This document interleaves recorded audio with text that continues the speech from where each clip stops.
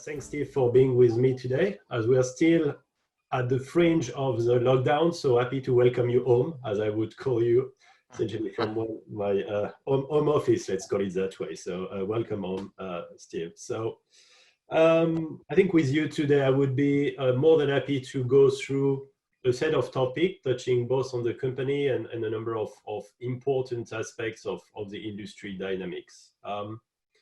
Maybe just to get started, SES, as Lauren mentioned, is a global organization. I think, if I'm right, we talk about more than 2,000 employees, over 40 offices around the world, and even many more clients, obviously running their own activities, whether it be service providers and users and so forth.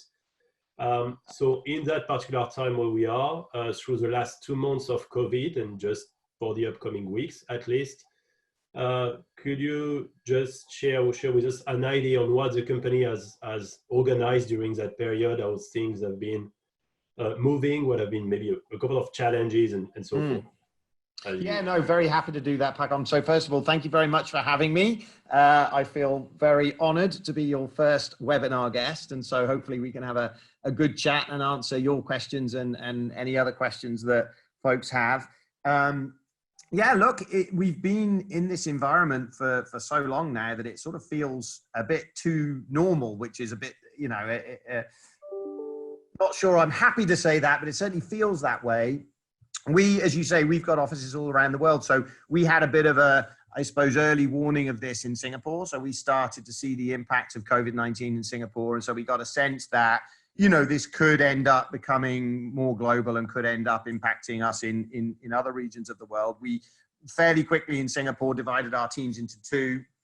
That was kind of the thinking at the time was, keep people in the office, but divide them into two teams. I would say that fairly quickly evolved into a more work from home policy. And that meant that when it became obvious that the situation was developing in Europe, we went pretty quickly to a remote working environment and locked down, importantly, our operations. So we had very strict access control into the operations center. I can say that with hand on heart because I wasn't allowed in.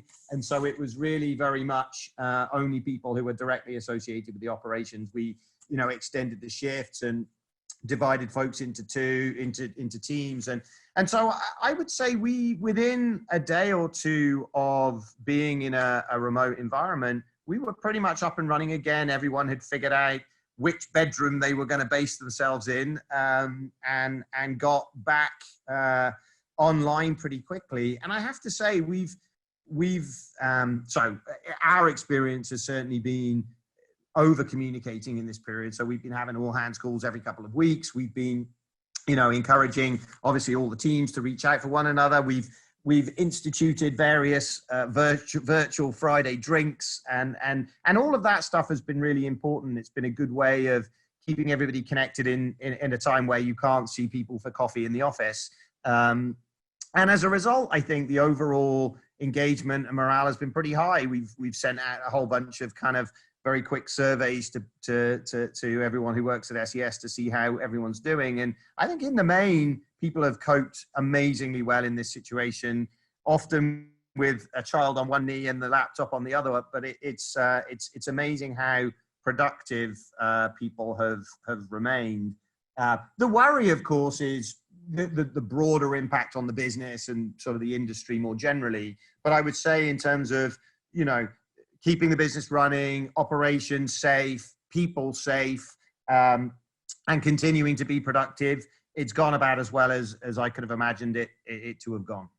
Okay, so it may be about preventing alcoholism by inviting 4 online drinks every week, but yeah, the virtual drinks are good. We even flirted with virtual dinner. That doesn't go quite as well, I don't think. Watching the people eat at close quarters is an experiment that we probably won't repeat. But no, it's good. I think those social things are as important as the work stuff. And actually, it may have taken a couple of days to go for the lockdown decision. So bringing people back to the office, and obviously each country is very different in where it stands in terms of the local regulation and so forth. So this shall be maybe even a bit of a longer process and adaptation to see who's coming back by when, how much, and so forth.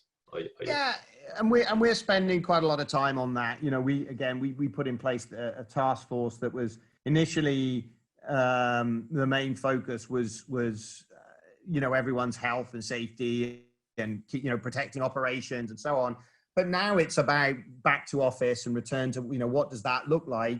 And we've made a fairly conscious decision to be pretty, you know, to extend the period of time where we're in this sort of situation. So we opened up Luxembourg, Munich, and Israel a couple of weeks ago for a volunteer army. So this is really, you know, sort of 10% approximately of the staff in any one of those locations, just to come back into the office, sort of test the systems, test how everything sort of feels being back in the office. But the majority are still remote, and I think will remain that way, you know, through much of the summer, and sort of not until we've got a clearer picture and until everyone's completely comfortable with the idea of sharing an office with everybody else, we'll then sort of be more back into a normal environment. And what we want to try and avoid, to be honest, is being caught between two stools, right? I think when everyone's out, you sort of understand where it is. When everyone's in, you understand where it is. I think if you're 50-50, it becomes harder to run the business. So I think we'll probably try and avoid being in that situation. Okay, so yeah. Not to be too long on that, but just in terms of maybe your personal feeling, or in terms of managing the company and engaging on how people might interact in the future, do you think that despite on top of the temporary situation, let's say back to whatever is normal in a few months, you think it will have a longer impact on how to organize work, distribution of teams? I know you're also deep into a plan to reorganize part of actually the team's offices and operations, so that's maybe some food for thought, I guess. Look, I think it will. I think it'll impact all of us. I think, you know, I think this has been a profound period in time, and I think it will change the way we work. It'll certainly change the way sort of we work within SES and the way we collaborate, because we've taught ourselves that we can manage in this environment, and that actually some things are better in this environment, right? The calls tend to be shorter, more productive, more focused. That's a good thing. And so I think, and the travel clearly has been dramatically reduced. I've definitely been a beneficiary of that. You know, I've held, for example, investor roadshows virtually.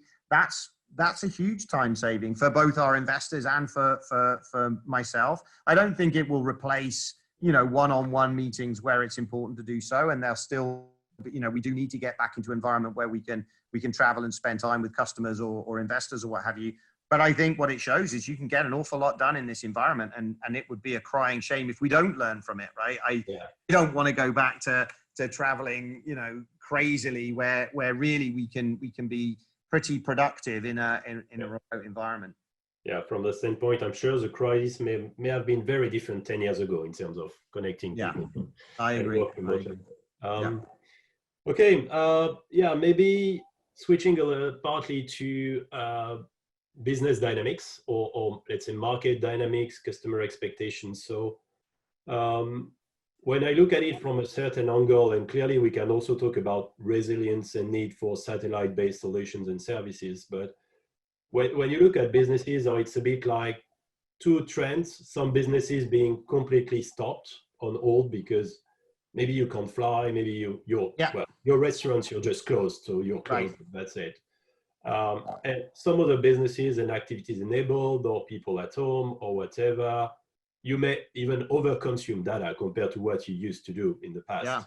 I don't know if you have much more money to spend, but at least you made even more data than you used to. So in that environment, and with the diversity of activities that you have, what do you see maybe in the, you know, in the short-term impacts? But obviously then we are maybe at just the start of the actual economic impact of this sanitary crisis to a certain extent. What are your thoughts on those maybe shorter term and mid-term impacts? So it's you know, you do need, I think it's very hard as we sit here today to be very definitive about any of this, but I think you can sort of already see trends and thoughts emerging. So I mean, and think about it from a video standpoint and a network standpoint. So from the positive side on video, what we've seen is a pretty big uptick in the demand for video, right? And that's benefited our customers predominantly. But, you know, we've seen more hours of TV being watched, and in particular linear TV being watched. So that's positive, and a lot of that linear TV is being watched by a younger generation. So there's a combination of effects there, which is good, certainly good as it relates to our business. I think from the negative, obviously the lack of sport has kind of worked in the other direction, right? So sport is one of the big drivers, particularly in high definition and ultra high definition. So, you know, the lack of Formula One, the lack of football on a global basis, you know, all of the sort of the big sports brands in the US, that definitely has a kind of an offsetting negative. And with that is a lot of the advertising kind of revenues are down. And so I think from that perspective, we've obviously seen, and our customers in particular have seen a dip. From our standpoint, really, that's a small part of video. That's the sports and entertainment business. So from a revenue standpoint, I would say it's not fantastically material. I think what we're looking for and what we're looking forward to is sports reestablishing themselves, and, you know, kind of the neighborhoods really then sort of expanding on high definition and ultra high definition. As far as networks is concerned, again, short term, you know, clearly what we're seeing is the airline industry and the cruise industry under stress. That's about 10% of our overall business between those, a little bit more, 11% of our overall business between those two. It's been a very high growth area for us over the last couple of years. We've grown, I think, you know, last year, 30% in that, you know, in the sort of the combined mobility business. And so, you know, clearly that has stopped. Now, from our perspective, our contracts tend to be fixed. In other words, our customers contract for a certain amount of service, period. But in practice, we partner with our customers, and, you know, wherever we can, we're being as helpful as we can towards them in you know, what is a challenging environment. My belief is both of those industries will come back well and strongly, but I suspect it's going to take a little bit longer than we all think, right? And in part that reflects the earlier conversations. I think everyone will be thinking about their travel going forward and deciding how much they need to travel and how much. So I think it will come back, and it will come back arguably to a higher place, but it will probably take, you know, 18 months before we get there. That said, I think, you know, if we look to the positives, I think what this does is it reinforces the need for connectivity. It reinforces the need for people to be connected on every device, wherever they are. And satellite plays an increasingly important role there. That's why we've seen such growth in cruise, why we've seen such growth in the demand for aviation services. And I think that will move from consumers into the more higher value enterprise applications. So connecting planes, not just for the purpose of, you know, folks in the back of the plane, but also all of the services that can come off the front of the plane. I think what we may see as a result of COVID-19 and the sort of the resulting reliant on network and ultimately kind of cloud and interconnection will be an acceleration potentially on some of the enhanced and higher value services that we as a satellite industry can offer. And so short term, I think it's going to put stress on all of our customers, and we will look to support them wherever we can. Medium term, I think we'll see a recovery, but then I think it will open people's thinking as to how this enhanced connectivity can be used even more productively.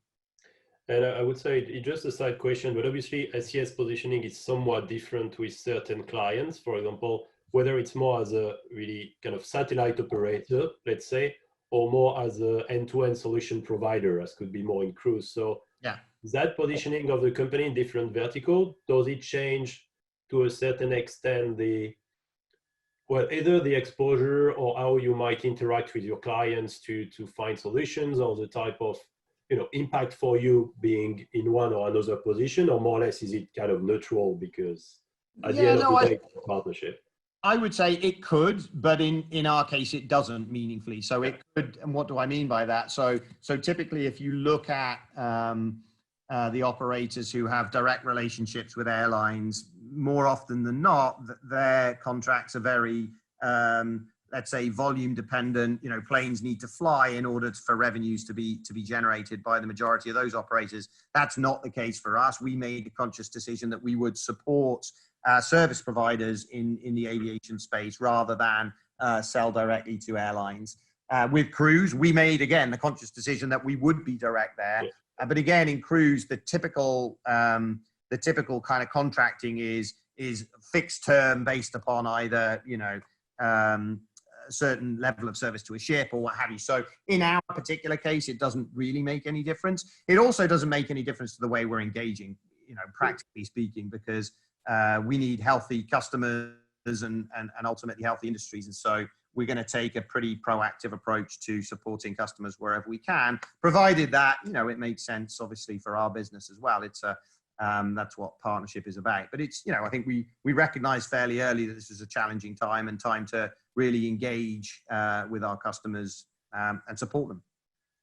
And I would say for terrestrial, so you touched on enterprise, certainly. Then there is backhaul, then there is Wi-Fi hotspots that has been a lot talked about, or universal access. So I could see why people need connectivity even more. At the same time, part of that business has been driven also by government support, government programs. So it's kind of case by case between pure private sector and government sector. Do you see both that could, partly continue, tensions on budgets, all of that? So could there be like mixed factors depending on locations? I think we'll see governments responding in different ways, but my belief is, and so I'd say short term in that part of our business, we've seen an uptick, right? So we're in the broadband business, and we're not in the residential broadband business, so we've not not been kind of supplying bandwidth to homes. But what we have definitely seen is the increasing need for our enterprise solutions on a global basis. In some cases, we've supported organizations that are directly involved in COVID-19 sort of crisis response, delivering services to hospitals, connecting rural communities, in a couple of cases, camps.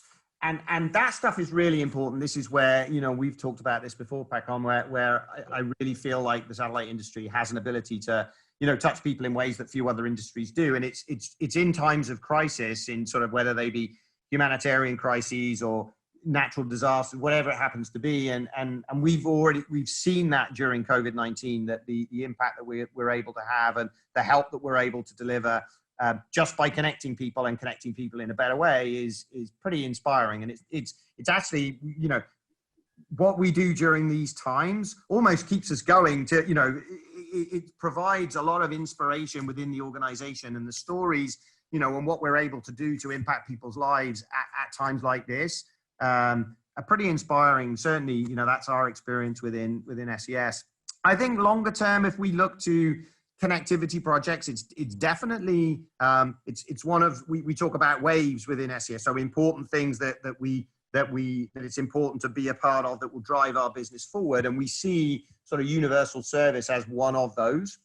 And I would say in the lead up to COVID, there were a number of fairly large, fairly important national projects that we were either in the process of rolling out or in the process of kind of engaging with, sort of tendering for, and so on. And I actually think that this will make it even more important that those programs go ahead. I understand the kind of the counterpoint that governments are going to be looking for ways to fund what is, a very challenging economic period. But I think what has become well understood is an increase in broadband actually leads to an increase in GDP. So it's economically the right thing to do to invest in these programs rather than not. And I think, while there will of course be, multiple calls on where to invest, I think investing in broadband infrastructure is one of the most important things for governments to do. And that's as true now as it was in a pre-COVID-19, probably more so. Thanks. So maybe to a final point on that before moving maybe to the investment topic. So we talked about that a couple of years ago, and just looking at your numbers, I think just in first quarter of this year, then networks, due to its growth, reached 41% of your total revenue, I guess, versus maybe it was 35 2 years ago, approximately that, excluding some of the revenues. Video on the flip side, relatively speaking, obviously has been decreasing a little. So if that curve was just to continue, it would mean that at least in revenues, I'm not talking profits, that can be another discussion, networks could be almost on par with video in 2-3 years, maybe maximum from today, which is mid of this decade, more or less. That could be kind of a milestone for SES, if not for the industry, more or less. Yeah, I think that's right, and it's not that the two businesses are in competition with each other. No. I mean, it's... But I think that's right, and that's the sort of the trajectory of the business. And I like that. I think it gives us a good balance as a business. Obviously, we made a decision fairly early on. Investing in networks was going to be important and going to be important for our future as a company. And we're now kind of thinking about sort of the next 10 years, right? We've been SES for a little over 35 years now, and thinking about what the next 10 years looks like for the business. It's a good time to be doing that now. And yeah, we see really, really strong opportunities for us to continue to drive growth in the networks business. I think that will result in the networks business and the video business being, approximately the same revenue in, a few years. And I think that's a good place for us to be. It shows good diversification, continued focus on what we need to do to deliver for our video customers, and then sort of driving growth through the network side of the business. Thanks. So it's certainly also to nurture this future growth that you're looking at your investment plans and programs. So maybe first, before getting into the next investment, so about the assets under production at the moment, like the S3 mPOWER, the SES-17. So those programs at the moment, I assume, I mean, we've seen the news about industrial companies, they have to adapt their process, etc. So far, if I get it right, it would be a nominal plan, except maybe a few weeks of delays for whatever constraints on the industrial side. Is that? Yeah, I would say, I mean, both Boeing and Thales have done a good job, sort of managing through this sort of COVID environment. They've had, some impacts. I think each of them, well, no, actually, I think Boeing stayed open the whole time. Thales had a couple of weeks where they were shut down, but they've both been back and pretty productive.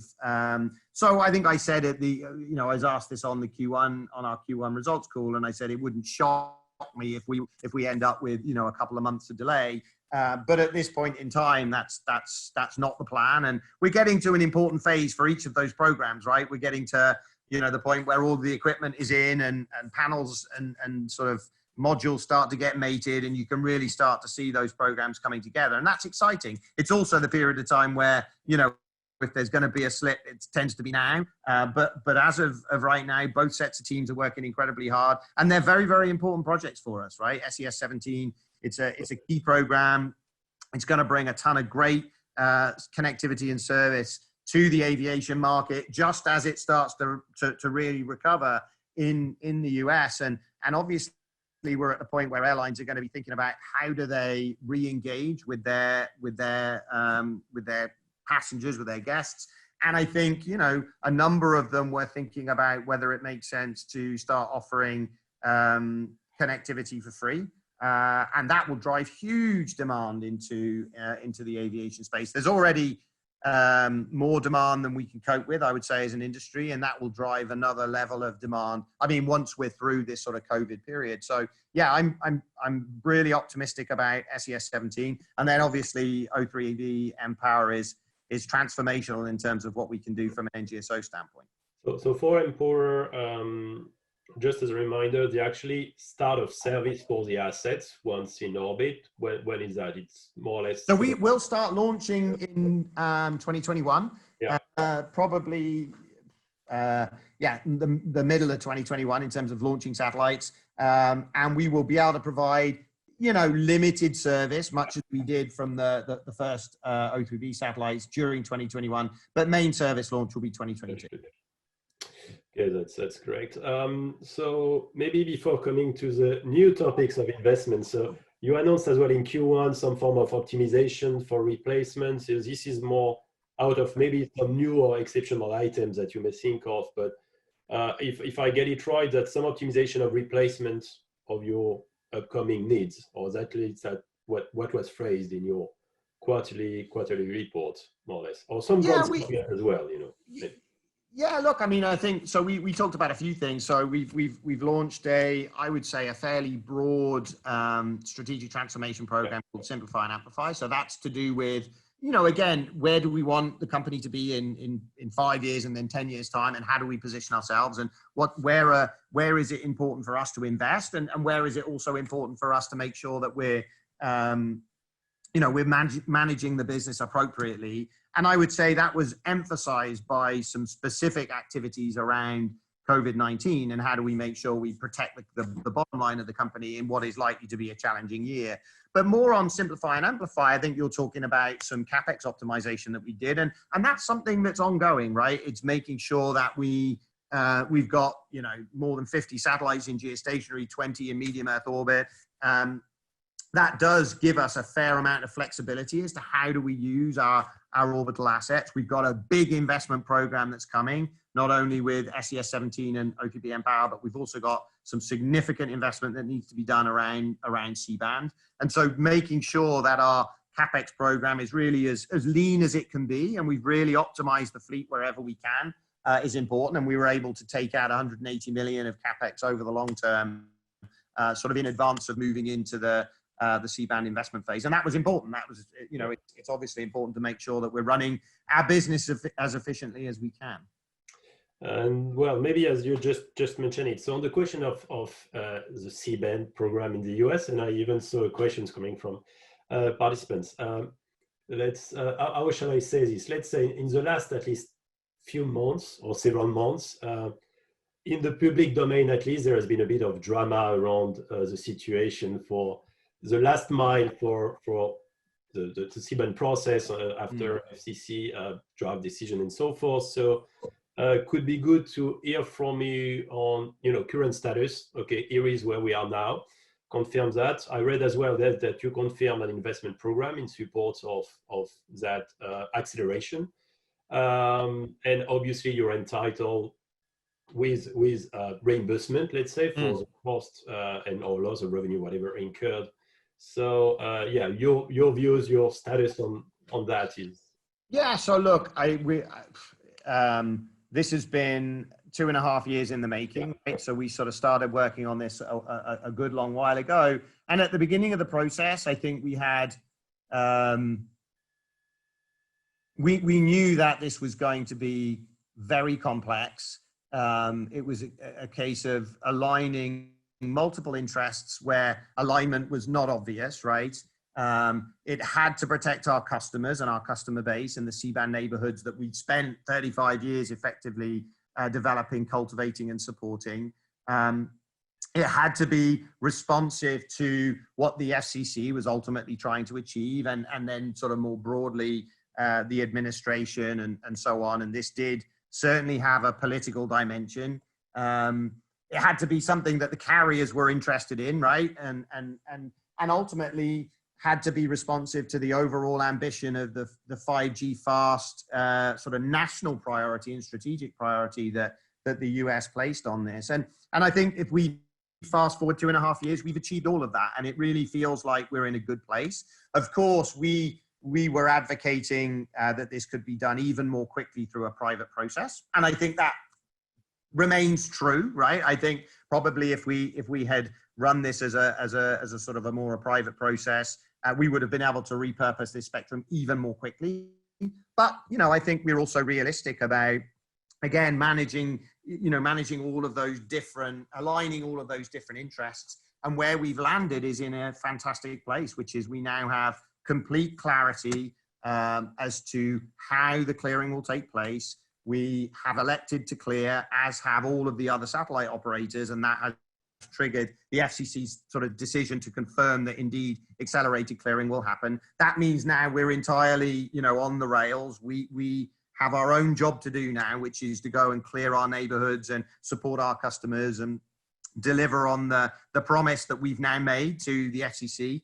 And if we do that, and we fully intend to, then yeah, we'll benefit from the almost 4 billion of accelerated proceeds that the government has set aside for us. And so if you'd if you'd suggested to me that that would be the outcome 2.5 years ago, and that we managed to corral all of those interests and keep everybody sort of happy through this process, I would have been stunned. And that's where we sit today. So it feels like a very good outcome. And in particular, because, you know, the broadcast communities that exist will continue to exist, and actually will get very nice upgrades, right? So we'll be able to work with our customers to put in new equipment, to even deliver new services. And that feels very, very good. That's sort of the cherry on the cake, that we can actually offer a better experience to some degree to our C-band cable neighborhood customers.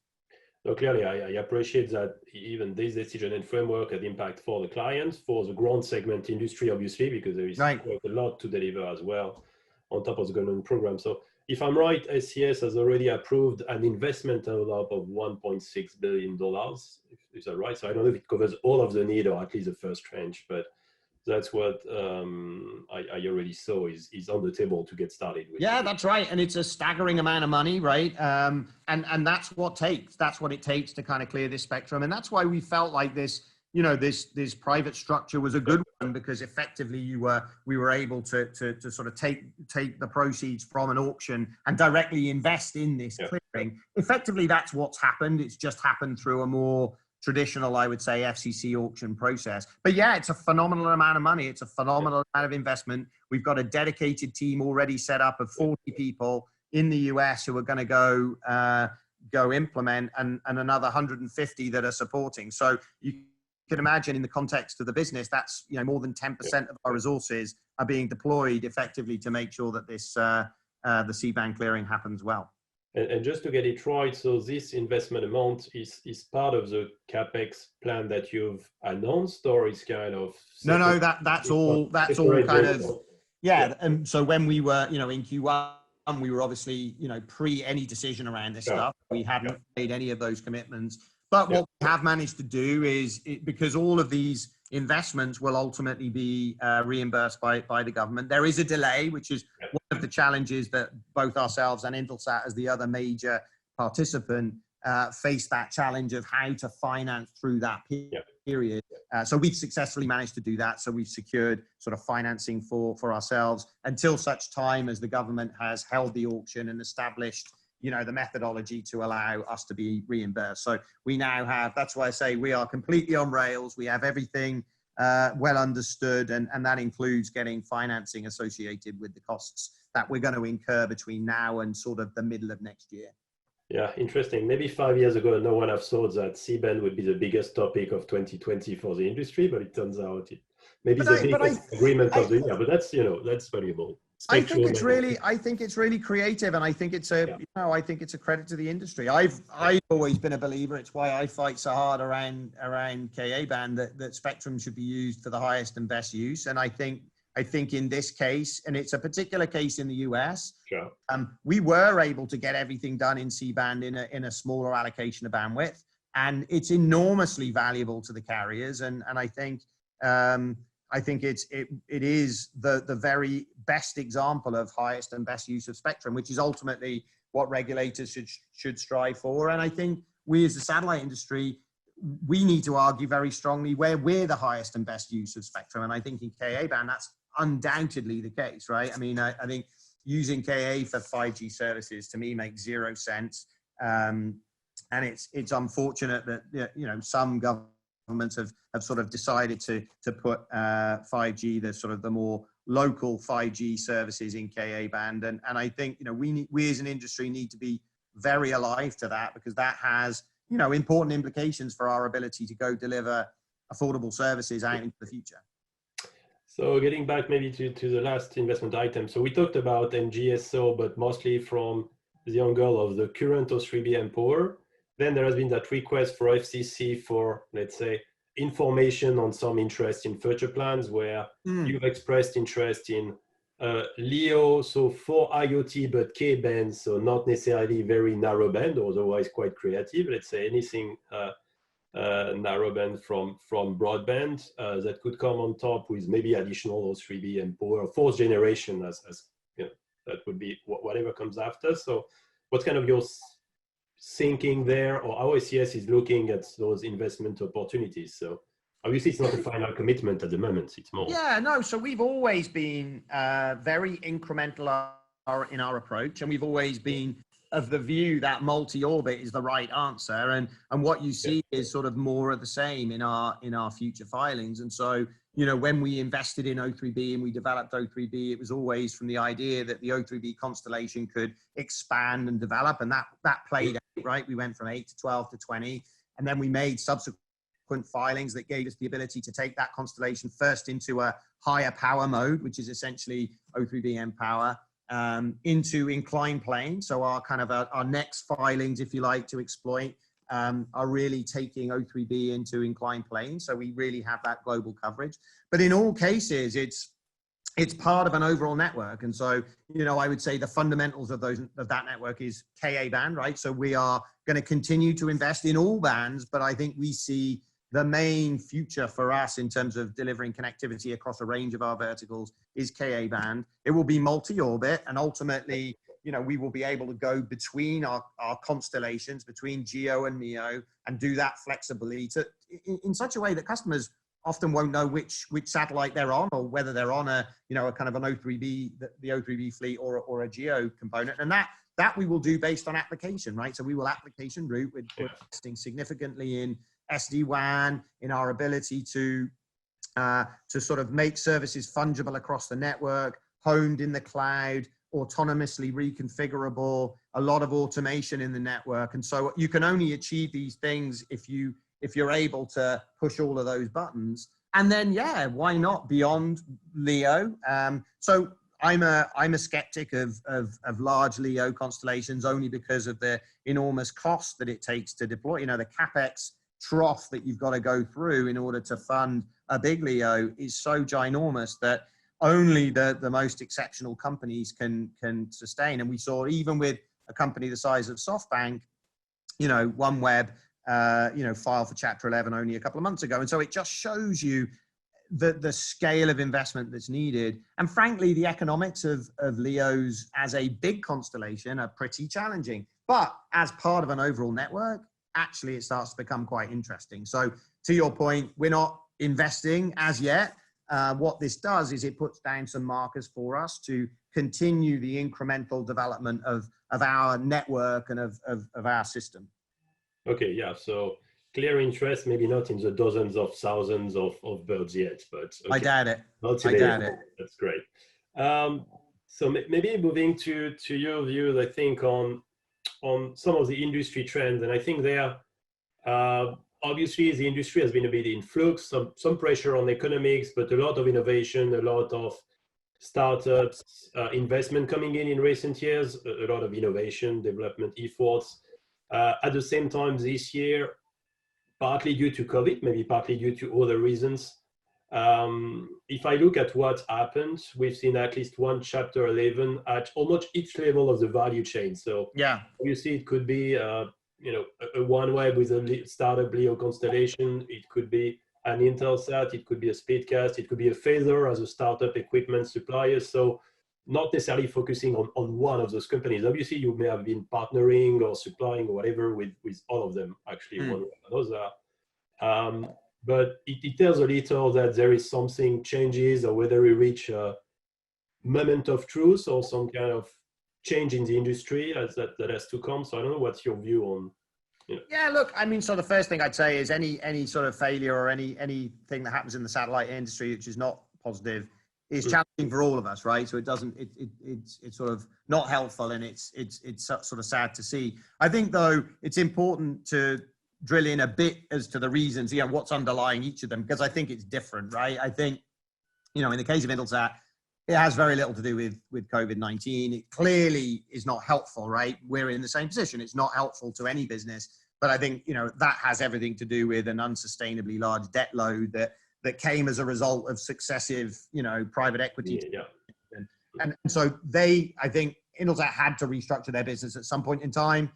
The combination of COVID-19 and probably the need to finance Seaband, drove them to make the decision. And that feels fundamentally sensible, notwithstanding the fact I think it's going to be, it's going to be painful. I think for OneWeb, my view there is, I think COVID-19 was, I wouldn't say an excuse, but I feel like that was a challenging business case. I think there was general acknowledgement that an ability to make a return on the first generation was already kind of, limited. And that means that someone's investing a couple of additional billion only in order to bridge to more investment for another follow-on fleet. And that's difficult, right? It's like I say, it's only the very deepest of pockets that can have that sort of investment horizon.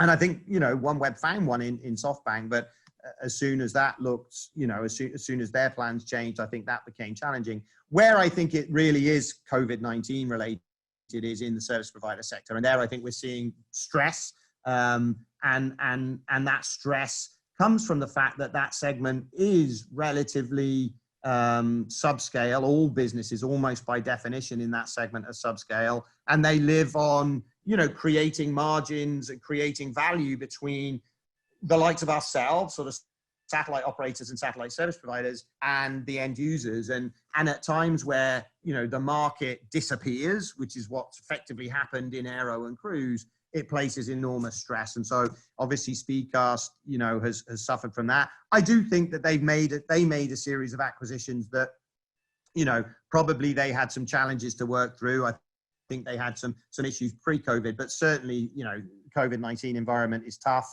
It's tough on all of our service provider customers. And it's one of the things that, I wouldn't say, keeps me up at night as to how to have a healthy channel to the market as a satellite operator and a satellite service provider, and in this at this time, particularly in some parts of our industry, that's difficult, right? That's particularly challenging. And would you, at a high level, we could think that such an environment, satellite industry is a mix of pure commercial business and some, obviously, you mentioned earlier, political, whatever, regulated interest, etc. It's really case by case, geography by geography. But in general, and with that stress and situation around whatever number of companies, would it be likely to trigger some new form of partnership, whether strategic partnerships, whether M&A opportunities, whether some things that may have to move, whether it's horizontal, in some segments or vertically, whatever. But do you think it? I think so. I think, look, you can never, predicting M&A is almost impossible, right? But I do think that the compelling reasons that would drive M&A, whether it, to your point, whether it be horizontal or whether it be kind of vertical, it's more compelling now than it's ever been. And so I think it's likely that, we will see some consolidation for different reasons. It's not always just consolidation for, for synergy or what have you. I think in some cases, and particularly as I think about the networks side of our business, and I've said this, I think I said this while we were, on stage last time, that you've got a lot of operators and we're all investing in infrastructure, which is largely independent of one another. So sort of incoherently investing in Capex. And while that might seem like a good idea, ultimately it's a bad idea. I think it delivers subscale solutions for our customers, and it creates confusion. And we've seen that in there's no better example of that is in aviation, where you've got multiple different providers with multiple different technologies and multiple different networks, and it leads to massive inefficiency. And we need scale in that part of the business. And so I think this period probably will drive some level of consolidation. It probably needs to, but in the satellite operator world, it also needs to drive more sensible conversations about how do we make our networks interoperable? How do we make them more common with one another? How do we ensure that we're not creating this confusion towards the market? And we'll see. That's a tough nut to crack. Yeah, sure. But I certainly feel.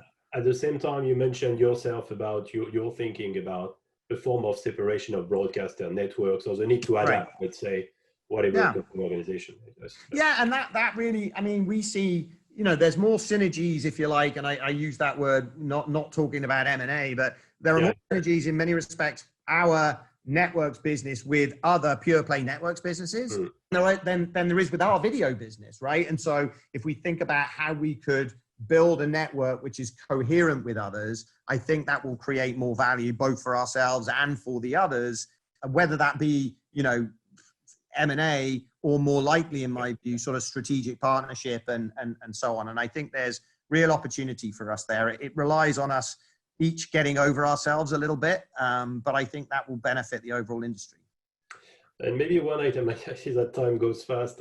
So one item in the ecosystem, and especially for NGSO, has been pointed out multiple times, is the ground segment, the user terminal, the antennas. So, I mean, Feather is just one particular case. Clearly, especially for startups, it's different maybe for some established company, maybe, but there is some stress. Obviously, if you need to raise a lot of money right now, it may not be the best environment, maybe in a few months, but that could be a bit challenging now. So in terms of the maturity of those antennas or terminals, when they would be ready, with regards to even your own service plan, do you feel confident? Do you see any challenge there in the near term, or to make sure actually that those companies can get going and deliver commercial products, really something usable? Yeah. So look, for us, for our particular system, we've obviously been doing this for a little while now. So we've got some experience in, you know, what an NGSO antenna system needs to look like. And there was, you know, a lot of concern back in the day with O3B that somehow the ground segment would be a limiting factor because the costs were relatively high versus, and it never really was for us. We, you know, if you look at the cost of the antenna systems bundled in with the overall service, it was a fraction. And so even though the cost of the deployment was relatively high compared with the geostationary deployment, it was never really a big conversation, particularly once we'd started to sort of commercially bundle it. I think that is also the case for as we go towards O3b mPOWER, where we put a lot of focus on our customer edge terminals, not only from the perspective of how do we make sure that they're affordable and we make sure that they're highly capable, but also that they have enhanced capabilities. You've got, you know, the ability to interface with a couple of different modems. You have storage, so you can kind of offer sort of edge compute type services. So there's some increased sophistication, I would say, in our edge terminals, which goes away from very, very cheap, and that kind of reflects the fact that we're not really targeting, you know, residential broadband type services. That's not our business and probably won't be our business.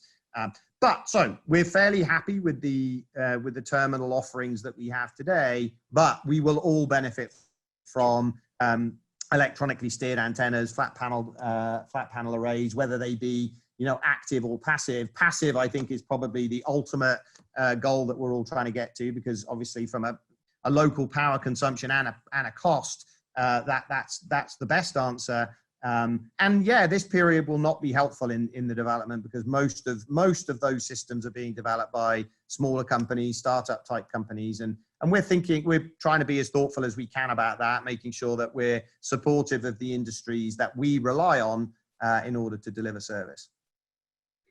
Sounds good.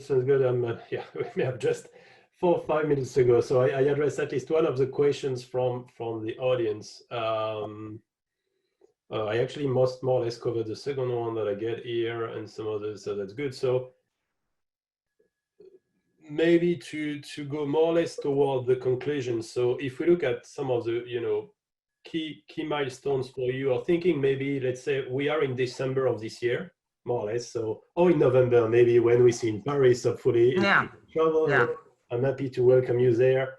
So if we are by then, what would make you say more or less, okay, we've been through this year, you know, here is what we've achieved versus our milestone and what we are to adapt to. So it's been overall a good year and we're happy with where we stand. So what would be the 2 things important for you before then? Yeah, so look, I think in a time like now, and I've, you know, not thought about this, but I'm not sure I've lived through a time like now, you necessarily have to you know, shorten your objectives and shorten your time horizons, right? What's really important, what has been really important, and I think will continue to be important over the next few months is, you know, making sure we're executing in the business, keeping everybody safe, making sure we're maintaining operations and looking after our customers, and being laser focused on the costs in the organization, because ultimately we need to get through this year as unscathed as we can. So we've taken a fairly deliberate decision to say, okay, we've got our strategic transformation programs, we've sort of set the direction, but let's make sure that as a proportion of our time, we're really focused also on delivering as successful a 2020 as we can. That means stepping up and supporting our customers. That means, you know, being as prudent as we can be around the organization. And so a good year for us this year actually will be one in which we've come through COVID-19. Our customers feel like we've supported them. We've protected the bottom line of SES, and we've set ourselves up for an exciting 2021 as we start to launch SES 17 and OPB Empower. I think that, if I can say that to you in November, I'll figure that we've done a decent job. Hopefully we'll give it a check by then, and hopefully you can have a couple of days of rest. I know that even teleworking does not take less time in global necessarily than usual office hours. I was talking with one of the guys here, and so we both saying we have the feeling we've never worked as hard, and I think that's a fairly shared experience of people sitting in front of their laptops when they get up in the morning and still being there in the early evening. And yeah, it's a different way of working, but as we said earlier, I think we'll learn a lot from it. That's certainly true for any company. So even thinking of Euroconsult on our side. So thanks a lot already, Steve, for sharing this.